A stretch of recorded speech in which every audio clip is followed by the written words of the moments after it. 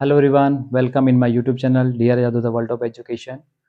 मैं अपने चैनल के माध्यम से आपको हिंदी और इंग्लिश दोनों लिखना, पढ़ना और बोलना सिखाऊंगा, वो भी जीरो से। तो शुरू करते हैं वॉवेल से। वॉवेल को हिंदी में स्वर कहते हैं।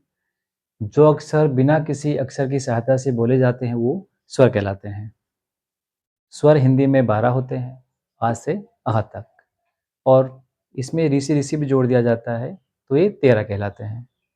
इंग्लिश में 5 होते हैं, ए ई आई ओ यू।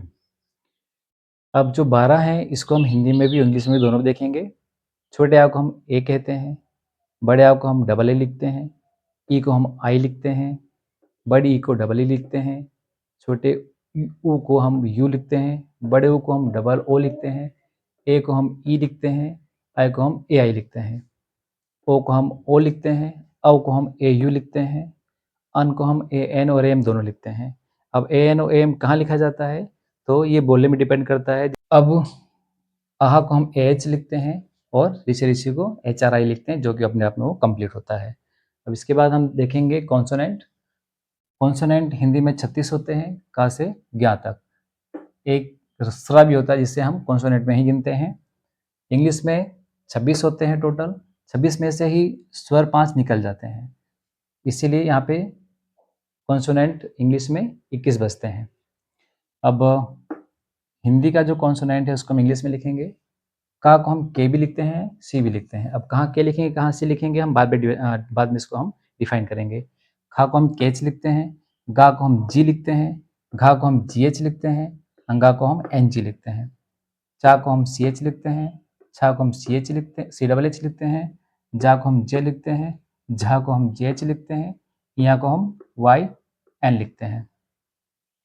टा को टी लिखते हैं, ठा को टी एच लिखते हैं, डा को डी लिखते हैं, ढा से ढक्कन को डी एच लिखते हैं, आड़ा मने कुछ नहीं को ना लिखते हैं। ता को टी लिखते हैं, था को टी एच लिखते हैं, दा को डी लिखते हैं, धा को डी एच लिखते हैं, ना को एन लिखते हैं। पा को पी लिखते हैं, फा को पी एच लिखते हैं। अब फा के नीचे अगर बिंदी होती है इसको हम फा बोलते हैं, फा को हम एफ लिखते हैं।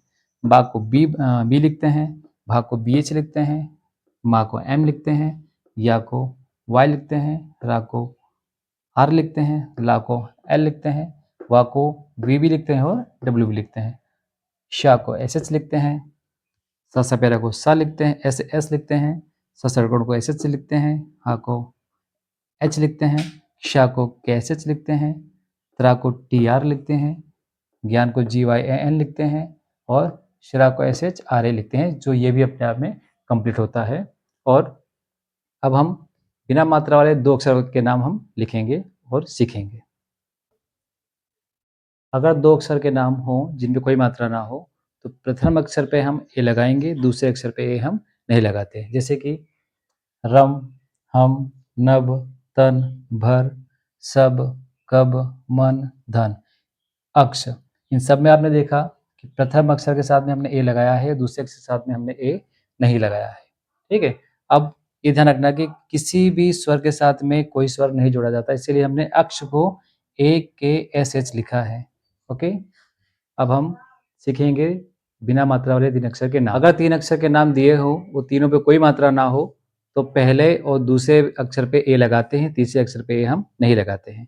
जैसे कि नयन, शरम, जहर, छगन, नमक, कनक, झमक, नगर, कलम। इनमें आपने देखा कि पहले और दूसरे अक्षर पे हमने कोई एक ही मात्रा लगाई है, तीसरे अक्षर पे हमने कोई मात्रा नहीं लगाई है। और अगर नाम दिया हो अमर, तो अमर में हम ए एम ए आर लगाएंगे, क्योंकि अभी हमने बताया था आपको कि स्वर के साथ में कभी भी कोई स्वर दूसरा नहीं लगाया जाता है। अब इसके आगे हम सीखेंगे 4 अक्षर वाले बिना मात्रा के नाम। अगर 4 अक्षर के नाम हो जिस पे कोई मात्रा ना हो, तो पहले और तीसरे अक्षर पर ए हम लगाते हैं, और तीसरे और चौथे अक्षर पे हम ए नहीं लगाते हैं। जैसे कि नटखट, चटपट, मखमल, नटवर, पल पल। नटखट में हमने क्या करा, पहले अक्षर पे और तीसरे अक्षर पे हमने ए लगाया है, दूसरे पे और चौथे पे नहीं लगाया है, जो कि नियम के अकॉर्डिंग होता है। और अगर दिया हो अजगर, अजगर, तो अजगर के अंदर हम लिखेंगे AJGAR। इसमें भी हमने देखो ए के साथ में ए नहीं लगाया, बाकी अभी नियम बताया कि पहले अक्षर पे ए आएगा, लेकिन अक्षर अगर स्वर हो तो स्वर के साथ में दूसरा स्वर हम नहीं जोड़ते हैं। इसके लिए AJGAAR हो गया है, समझे? तो अगर वीडियो अच्छी लगी हो तो लाइक, शेयर एंड सब्सक्राइब जरूर करें, ताकि हमारी हर आने वाली वीडियो आप तक डायरेक्ट पहुंच सके और आप सिस्टमेटिक सीखते रहें। अभी तो ये बिना मात्रा वाले थे, आगे हम और भी मात्रा को सीखेंगे, जिसके अंदर बहुत सारी पहेलियां हैं जिसको हम सॉल्व करके आपको बताएंगे, और आप अच्छे से हिंदी और इंग्लिश दोनों लिखना, पढ़ना, बोलना सीखेंगे।